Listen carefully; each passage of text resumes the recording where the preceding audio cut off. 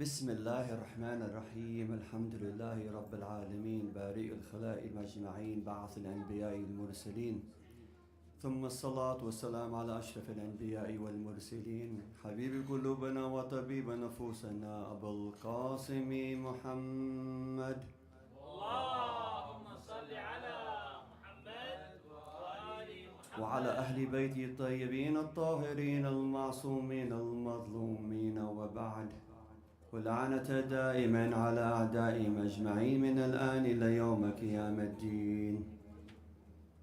قال جل جلاله في محكم كتابه الكريم: أعوذ بالله من الشيطان الرجيم. بسم الله الرحمن الرحيم. إنا نراك من المحسنين. آمنا بالله. صدق الله العلي العظيم. صلى على محمد وآل محمد.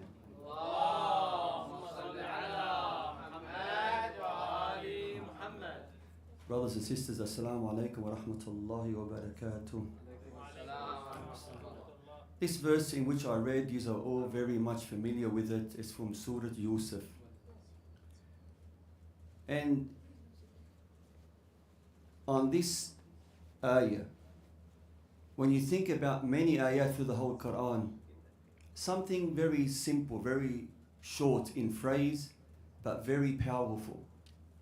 In today's lesson, we'll talk, inshallah, briefly, that the importance of not to judge quickly.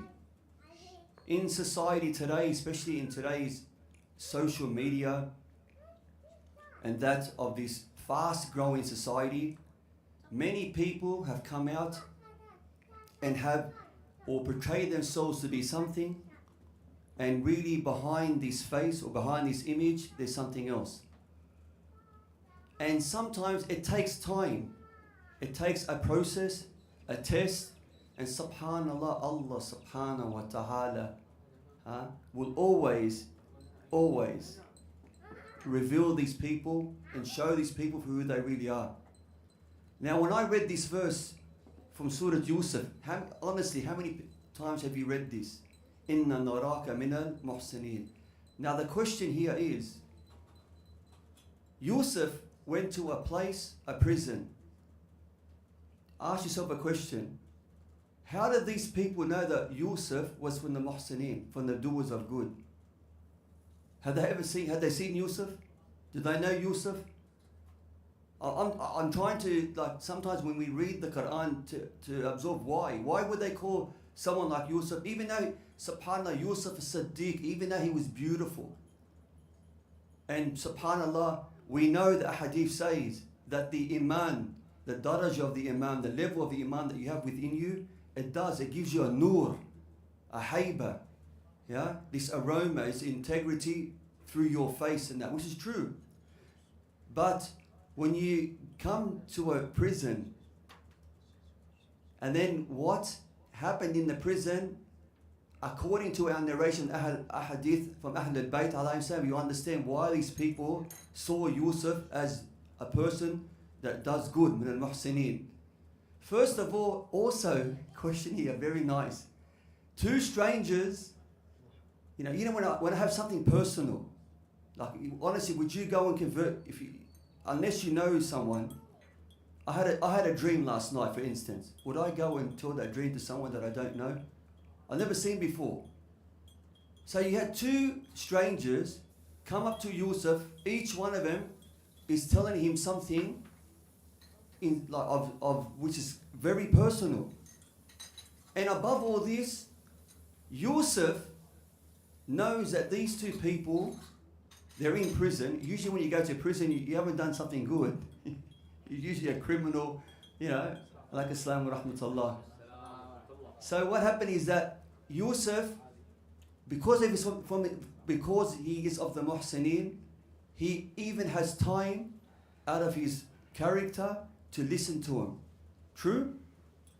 Now, above all this, when we look at Yusuf, compared his life outside of the prison and inside of the prison. Outside of the prison, Yusuf many times tried to show people there is something that is more beautiful than what you see from here. What you see from me here is something more beautiful. And of course, we all know it, and that's your iman, your faith. Many times he was tested by Zulaykha, even when she tried to close the doors. But he was trying to tell her that what you see here is like temporary. This thing that you find attractive, Yusuf Hadith says that when Zulaykha tried to seduce him, he says, do you think I'm pretty? He says, come after they bury me, come after and smell my body. Of course, we know that the body didn't be out, no way with this, but he's trying to give her a maw'adha, a lesson, to say, you think this human, this looks beautiful. Come after and see how much he actually is looking, or his image is good after 3 days of being buried. And she goes, but look at your eyes. MashaAllah, Yusuf. He says, these are the first things that the dude will eat, because they got moisture in them. The first thing that the dude, the maggots and that will eat is my eyes. So when you look at this, Yusuf in the prison changes the prison life. So people say, وَإِنَّ نَرَاكَ مِنَ الْمُحْسِنِينَ. According to our narrations, Ahl al-Bayt, Imam Ja'far as-Sadiq says, how these people knew Yusuf was from the Muhsineen? Because in prison, Yusuf used to deal with them in the most beautiful manner. The akhlaq, his deeds. He would help the sick.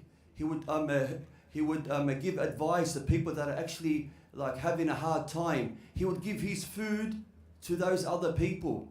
So they knew there's something special about him. And above all this, through his akhlaq, Yusuf made sure that these prisoners all came to believe in Allah subhanahu wa ta'ala. Most of them ended up leaving the prison believing in Yusuf. And above all this, there's a very important lesson here, my brothers and sisters. Yusuf showed that even away from the eyes of people, even if you're in a prison, you can still do guidance to people. An example, Imam Musa al-Kadhim alayhi salam. How many years did he stay in prison? According to our narration, the least number of years, 16 years. 16 years, were the Shia not guided? Of course they were. Did the Imam not know the affairs of the Shia? Of course he did. They did. He did. He was always had that contact. Yusuf is in a prison, and then he's displaying all these characteristics in order to show them, even if you're in an eyes away from the people of the earth, you can still do good. On top of all this, my brothers and sisters, something very important here. Did Yusuf have wealth? Did he have money in prison? Did he have money? Did he have any power? He didn't have any of this. True?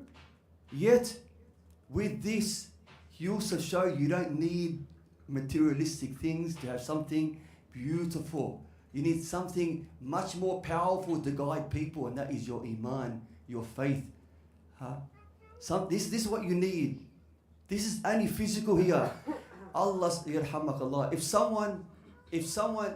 If we knew, like for instance, if your body was worth anything, then why would God want to bury it in the earth for? Honestly, if you were worth anything, the bodies of prophets, imams, they're buried in the earth. Even though that if you were anything of this value, why would it be buried underneath away from the eyes of everyone? Because God says in the Quran, Inna Allah ashtara min al-mu'minin anfusahum wa amwaluhum. God buys back something off you after for the trade system. What is it? It's your nafs. Meaning what's inside of you. This thing here is nothing. It's only a transportation so people can recognize you. So when we look at this, we'll find that even Zulaykha, to show you something, how someone knows what is value, Zulaykha, first of all, we said before, we just mentioned now, she was attracted to Yusuf because of what? His physical. Tayyib, how did Zulaykha now become the wife of Yusuf? What was the attraction now? She went from something that was physical when she saw the real beauty of Yusuf, what was within the Iman, it attracted her. To the point, she goes, Alhamdulillah, alladhi ja'ala al-ibad muluk. So, Yusuf was what? A slave. Now he becomes an Amir. And she goes, Alhamdulillah, alladhi ja'ala al-muluk ibad. That now, where she was, remember Zulaykha had everything. And now she got to a stage, she lost everything. But because, subhanAllah, because she truly repented, she truly found the way, God gave her the Jamal back in her body, and she actually marries Yusuf. So now the thing flipped around. Now we look at the society that we live in today, we'll find that it's important that when we display things, that to the public is that in which we are really, truly on the inside. Because it's unfortunate these days, many people, we find out later on that they look like the faithful, they might, have the beard, even the sisters might have the hijab, but behind closed doors, they're completely different. But through tests, and we prove some now, through some tests, God reveals them. God will always put these people in a test to show to the world, look, you might be able to deceive the people, but you can't deceive the Almighty Allah subhanahu wa ta'ala. Listen to how beautiful this story is. And tell me if this shows you or has some type of inspiration that a father tells his son that there's more to the world than what you see materialistically. There's something that within you that gives you something that is priceless. Priceless. He says to him, the son says, he goes, I knew the value of what my father had inside of him on one occasion. He says, a stranger came to our village to sell a horse. When he went to sell he came out of all the people, he looked at my father. Something attracted him to my father. Anyway, after they come to agreement, this man said to the Muslim, he said, I like you. I like your akhlaq, the way you do it with the business. I'm going to sell you the horse for this price, and as a gift, I'm going to give you the saddle. You can keep the saddle. They gave the transaction. The Muslim took the horse back home. As he's taken the saddle off, a bag falls off from the saddle. He opens up the bag, it's full of diamonds. The son, subhanAllah, because they were very poor. The son says to him, Baba, we are rich now. Look what's the diamonds. We can sell, we can buy more property, we can buy a lot of things. And the father goes to him, son, this doesn't belong to us. He says, Baba, but he gave you the saddle. He said, yes, he gave me the saddle. He didn't give me what was inside the saddle. He says, Baba, he goes, look, Habibi, because with all respect, there is more to life than what you saw here. There is more value. He says to his son, are you not the follower of God's greatest ever creation, Muhammad? Allahumma salli ala Muhammad wa ala Muhammad. He says, yes. He goes, aren't you not a follower of Ahlul Bayt? He says, yes. Aren't you someone that they have said, Kunu zaynan lana, be an adornment to us? He said, yes, Baba. He says, come, I'll show you how to be a zina for the Ahlul Bayt and to the Holy Prophet. He takes the bag of diamonds to him. He finds the man. The man was looking around, looking for his bag. He knew he dropped it. He says, sir, did you lose anything? He says, yes. He goes, I lost my bag of diamonds. He said to him, your bag of diamonds was in the saddle that you gave me. And he goes to him, and you'll return it? He said, yes. The man was shocked. He said to him, the man said as a joke, he goes, didn't you want to take a couple of diamonds? And the Muslim said to him, I did take a couple of diamonds. He says, what do you mean? So he goes, I took 2 diamonds. And this man, he got angry. I thought you looked truthful. You're a Muslim. You follow the Prophet. And the man started to count the diamonds. He said to him, there was 10 diamonds here and there's 10 diamonds here left. What did you take? He said, I took that which is more valuable than diamonds. He goes, I took the qualities of truthfulness and integrity. These are my diamonds. He looked to his son, he said, see, this is what you learn. That man said to him, you know what, your father what your father showed you here is more valuable than all these diamonds that you see together. See, can you see what happens? Even in history, subhanAllah, to show you the Quran, Allahu Akbar, the Quran itself has given you, you know, with propaganda, with the media now, social media, do you think that this not happened in the times of Prophet Musa? Of course it did. To show you that, you know, they're trying to trick you now. They say that for you to be happy, you need so much money, so much wealth. Then Allah subhanahu wa ta'ala, He knows what Bani Adam thinks. He gives them the story of Qarun. Qarun, you all know, is the first cousin of Musa. He was someone that was a believer, to the point that Musa says that we were mesmerized by Qarun when he used to read the Torah. We couldn't believe how beautiful. Yet, subhanallah, takabbur. Tell me if this is not today's society. Huh? So the Quran says, فَخَرَجَ عَلَى قَوْمِهِ فِي زِينَتِهِ. First of all, he comes out, you know, Qarun, when he used to parade his wealth, he needed, like, the hadith says, more than 15 to 20 men. Huh? And so much like horses or carriers to show all his wealth, and the women. He had, like, hadith says, up to 2,000 women, and the keys, and show him فَخَرَجَ عَلَى قَوْمِهِ فِي زِينَتِهِ. Like, can you believe this?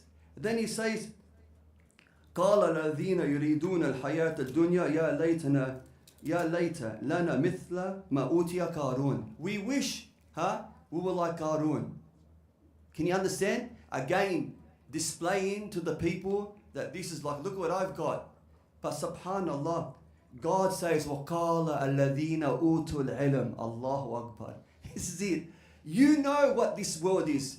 You know this world, like Ahl al-Bayt, like Amir al-Mu'mineen alayhi salam will say, Ya dunya ghurri ghayri. Go and deceive someone else. You know when Amir al-Mu'mineen, when he went in the house of Mal, Bayt al-Mal, when he took over from Uthman, yeah, and he saw all the gold and silver, you know what he says? He says, Ya safra wa ya bayda ghurri ghayri. Why did Amir al-Mu'mineen call it yellow, and silver? Do you know why he called it? Why did he say dhahab or fudda? Because in the eyes of Ahl al-Bayt, this means nothing. It means nothing to them. This here, you want to tempt us with this? So Pia, the ones that have ilm to know that this dunya is a mazra'a for al-akhirah, they don't care what's displayed. We know, وَقَالَ الَّذِينَ أُوتُوا الْعِلْمَ وَيْلَكُمْ ثواب الله خير لمن آمن وعمل صالحا ولا يلقاها إلا الصابرين. That this is God saying here, and those who have knowledge, woe unto you. The reward with Allah is better, you know, and whoever does good. And the people with patience will be able to absorb this. They are not going to be deceived by these temporary things. No one has ever taken any of this with them to the next life. Nothing. So when we look at this, subhanallah, and that's why there's a beautiful narration by Amir al-Mu'mineen alayhi salam. This is why you are lucky. This is why that you have something, and we just mentioned it out with the boys, you have something that people only wish to have, because it's priceless, and that is the walayah. You understand this. Look at this dunya. Do you think there's justice here? Honestly, you think about it. How is these mala'een, these cursed people with all this money, and God gives it to them? Why? Because there's a narration by Amir al-Mu'mineen Ali bin Abi Talib alayhi salam. He summed it up very good. He says, Inna Allah ya'ti min la yuhib wa min yuhib. So God, listen to this. God gives that to people that He doesn't love, and to people He loves. Walakin, subhanallah, there's a condition here. Walakin la ya'ti al-deen illa man yuhib. He only gives religion to who he loves. Hello, you're saying, what's deen? Huh? You now put one and one together. The Quran says, in the perfection of what happens, inna deen and Allah al-Islam. Okay, now you understand. First of all, okay, when did this come down? This Ghadir hum, huh? Al-yawm akmantu lakum deenakum. The day are perfected for your religion. So God is saying here, yes, I give to people that I don't love and people that I love, but I don't give walayya, deen, something that's worthy, only to the people that I really love. Do you understand? This is what God is saying here. In another narration by Imam Muhammad al-Baqir, he says the same thing. He says, "Inna Allah ya'ti min la yuhib wa min la yuhib wa min yuhib." He goes, "Walakin la ya'ti al-iman, faith, illa man yuhib." He only gives faith and to people that he loves. This is what differs you. This is what makes you different from everyone else. This is what really is the true beauty of a servant of God Almighty. So, remember we said at the start, we said, do not judge people by their appearances. Huh? Sometimes, subhanAllah, sometimes a person has the most richest heart and is covered by the most poorest of coats. True? You know, we always hear the saying, never judge a book by its cover, yes? But I'm saying that a man said, subhanAllah, a man said, I knew that there's special people in the world that what resembles on the outside is not what they are on the inside. What they are on the inside is much more beautiful. He said, I knew one lady. This when I heard this story, subhanAllah, it reminded me of a real life story which I'll tell shortly. This story goes me that one day this nurse, a person dropped off a disabled child at the hospital. They didn't want it. They must have given birth to the disabled child and they dropped it off at the hospital. This lady took the disabled child, her and her husband, and they raised it. This child needed 24 hours a day care. He said, I knew this lady. He said to him after several decades, he goes, I saw this lady. She goes, this lady wasn't the lady that was going to, capture the attention of people. This lady wasn't someone that wore beautiful clothes. This lady didn't drive an expensive car. This lady, wouldn't really have that aroma about her to really attract people. What would you expect from a lady that was, for the last 20 years, was bringing up a disabled child for 24 hours a day looking care? He says the athar on her face, that's the only way. He says, but I was showing. But, he says, but behind this lady, she had something that was priceless. He says the heart that this lady had, the compassionate, the love, the mercy, You couldn't replace it with anything in the world. And yet, subhanAllah, she still had a smile on her face. But when you looked at her, when you looked at this lady, you wouldn't notice this. You wouldn't notice that she's been looking after a disabled son or a daughter for the last 20 years. Yes, I have a similar story to tell you. I have a cousin. I've witnessed this myself. And I told her, subhanAllah, my uncle, Allah yarham wa yarham amwatkum, may God have mercy upon your loved ones. My uncle knew exactly what he called her. This cousin of mine buried 4 of her children that would be born like basically disabled. They had something wrong with their brain. The electricity wasn't working, so they lived like 3, 4. The maximum was 7 years. She had Ali, she had Huda, she had Hussein, she had Muhammad. At one stage, she had 2 disabled children with her. They're pretty much vegetables. You don't move. I would see this lady, and all she would say, Alhamdulillah. Subhanallah, the saying, they say, Al-mu'min bushru fi wajhu wa huznu fi qalbuhu.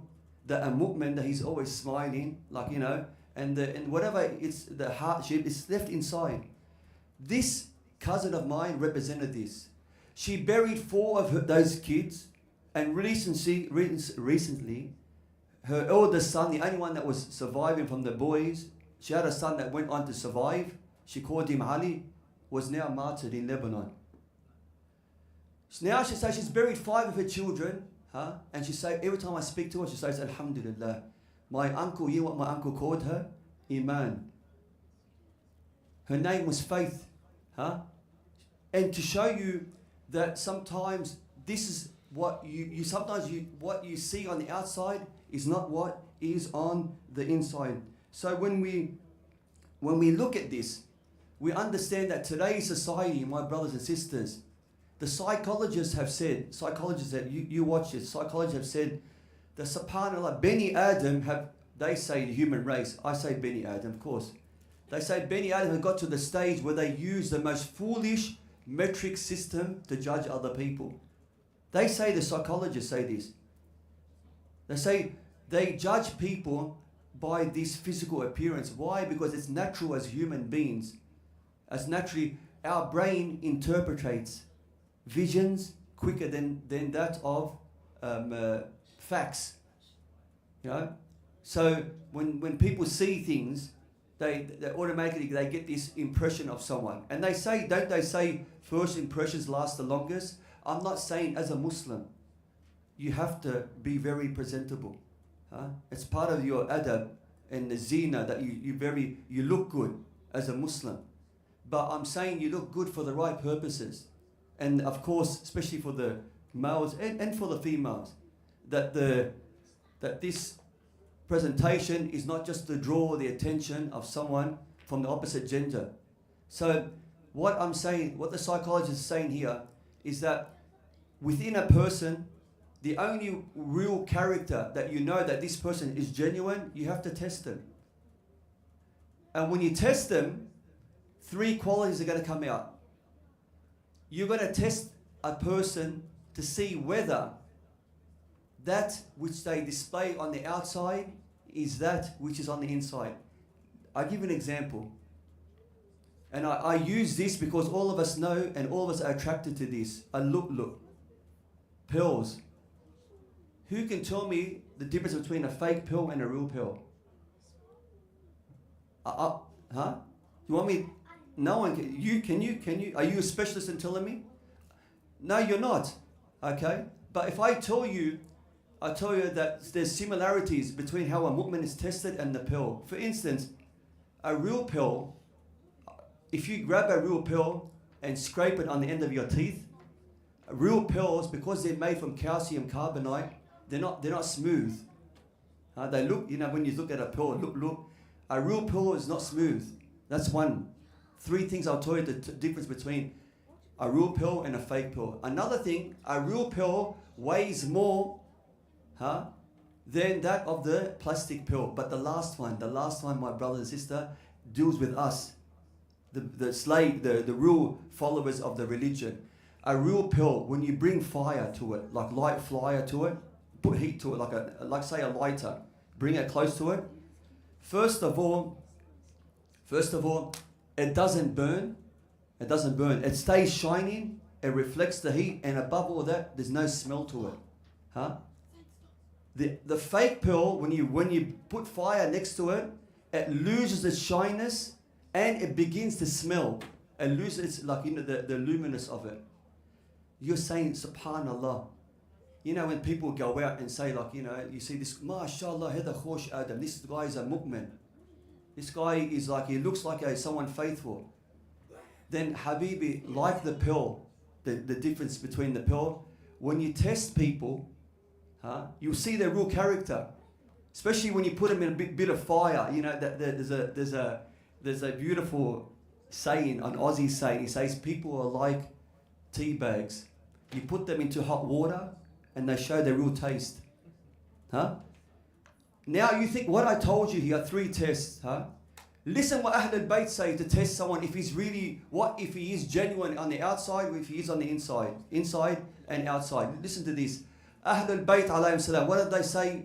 when you take someone as a friend, what's the three things that you're going to test them with? Huh? First of all, in times of ghadab, anger. Yeah, the hadith says like, to anger him, but you don't go poking him and actually deliberately get him angry.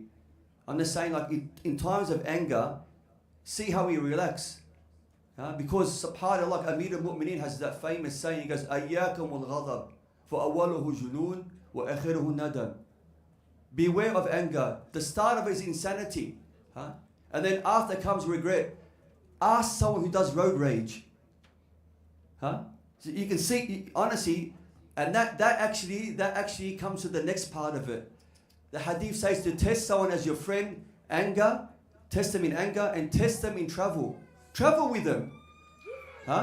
When you travel with them, you'll see, subhanAllah, that person that because in travel, you'll see a lot of things that will happen, and that person, sometimes in travel, good things happen, bad things happen, but sometimes, the patience and so forth. So when you travel with someone, you'll see their real character. And that's why I bring the car. Sometimes you see, mashallah, this person, I see him in the mosque, I see him in the Husainiyah, and then all of a sudden we're getting caught in a traffic jam. and that's not the same person, man. He's flipping it. Habibi, Allah ma sabirin, we're going to get there. Look at the way he's driving. And the last one, you test someone, is you test them in times of giveness. When you're in help, when you need help, see whether they're going to give. And when they give, whether they're going to give something that's the best. The Quran says, لَن تَنَالُوا الْبِرَّ حَتَّى تَنْفِقُوا مِمَّا تُحِبُّونَ. You will not achieve this righteousness until you give of what you love. When the person comes to Abu Dhar, and Abu Dhar has all these like animals, and he tells him like, Abu Dhar, I really need I think it was a mule or a horse. So Abu Dhar gives him the best one. And then the slave goes to Abu Dhar, what did you do? You gave him the best one. He says, yeah. He goes, but it was just a trade system. He didn't ask about the condition. He just wanted the horse. You could have given him that other one. The other one doesn't work. He said, Habibi, I'm dealing with Allah subhanahu wa ta'ala. You think I'm dealing with this person? And the Quran says, لَن تَنَالُوا الْبِرَّ. You won't achieve this righteousness until you give what you love. That was my best horse. I gave it to him. He goes, when I deal with Allah subhanahu wa ta'ala, you think it's any loss? It's always a win-win situation. So when I look at trying to see whether that person, after the testing of the person, is right, you'll see the hadith in which I sum everything up. And the reason I sum everything up is because all of you are coming up to the birthday of the greatest mawlud, a'zam mawlud that ever happened to Ahlul Bayt, and that was the birth of Imam Muhammad al-Jawad alayhi salam. This by itself needs a different lesson. Why was Imam Muhammad al-Jawad, inshallah, someone on Saturday can give you why was Imam Muhammad al-Jawad known as al-a'zam al-mawlud for the Shia? Why? It's a very good question, and that I don't want you to go and check the hadith, why he so beautiful to understand the greatness of Imam Muhammad al-Jawad. But Imam Muhammad al-Jawad says this narration. Listen to this narration. And to sum it up, he says, لا تكون ولي لله في العلانية وعدو له في السر. Do not be a wali, like a friend of God in the open, and then in fact, behind closed doors, you're an enemy of him. So basically, you're two-faced. In front of the people, mashallah, you do all this good amal, these deeds. So people say, look, this person's a very God-fearing person. The Quran says, يَسْتَخْفُونَ مِنَ النَّاسِ وَلَا يَسْتَخْفُونَ مِنَ اللَّهِ. They're kind of like embarrassed by the people, but they're not embarrassed by Allah subhanahu wa ta'ala. The Imam is saying here, لا تكون ولي لله في العلانية وعدو له في السر. Basically, you know what that is? This is a lesson to me as well, Habib, to all of us. To know that what type of servant you are, listen to this. If I was now to have a computer programmed on your thoughts and everything, video camera, everything you did at home, and I presented this to the world, is there anything there that's embarrassing? I want you to think about this, please. If I had something that was everyday surveillance on you, behind the eyes of the people, behind from the eyes of the world, and then I said to you, so and so, I want to present this now, mathal. I want to present this not just to the world. I want to present this to the Imam of your time. Is there anything on that in there that you're embarrassed of? How would you? You say to Allah, please, that bit there, take it out. That bit there, take it out. Why? But you're presenting yourself as a mawali of Ahlul Bayt, aren't you not? The Imam, listen to this. Imam Ali alayhi salam says this. He says, احذر من كل عمل يعمل في السر ويستحي منه في العلانية. He's saying here, beware. He goes, of every action that is done in private and causes embarrassment for you in public. If you're embarrassed to do this in public, why are you doing it behind the eyes of the people? What you think God? When Imam Ja'far as-Sadiq tells the companion Ashaq, he says to him, worship God as if you can see him. Because if you don't think you can, you think you can't. He doesn't, you can't see him. Know that he sees you. He goes, he says, and if you think that he does not see you, for God kafart. If you think that God does not see you, you have disbelieved. Can you understand this? So these are important factors that we put into our life to make sure that if I am truly, like the ayah has said, إِنَّمَا يَرَاكَ مِنَ الْمُحْسِنِينَ, that we see you as a doer of good from the start of this verse. This is how you should be, whether you're in private, whether you're in public. This character of yours has to have ikhlas and God-fearing all the time. All the time. Know that you are representing Allah subhanahu wa ta'ala's greatest ever creation. We ask Allah subhanahu wa ta'ala to hasten the reappearance of Imam al-Hujjah alayhi salam. We ask Allah subhanahu wa ta'ala that He does not take us out of this world except that He is pleased with us. We ask Allah subhanahu wa ta'ala that He has mercy upon our loved ones, especially those that have gone into the next world. We ask Allah subhanahu wa ta'ala to give us the ziyarah of Ahlul Bayt في الدنيا والشفاعة في الآخرة. We ask Allah subhanahu wa ta'ala and لا تحرمنا, that we are not making sure that He doesn't gives us always the permission or the permissible factor that we are khaddam Ahlul Bayt في الدنيا. We ask Allah subhanahu wa ta'ala to make sure that we are of those that are the muhsinin. هذه وآخر دعوانا الحمد لله رب العالمين، وإلى أرواح المؤمنين والمؤمنات المسلمين والمسلمات، خاصة من مات على ولاية أمير المؤمنين، رحم الله من قرأ سورة الفاتحة مع الصلاة على محمد وآل محمد. اللهم صل على محمد وآل محمد. أحسنت سيدنا، طيب الله أنفاسك. أحسنت، طيب الله أنفاسك.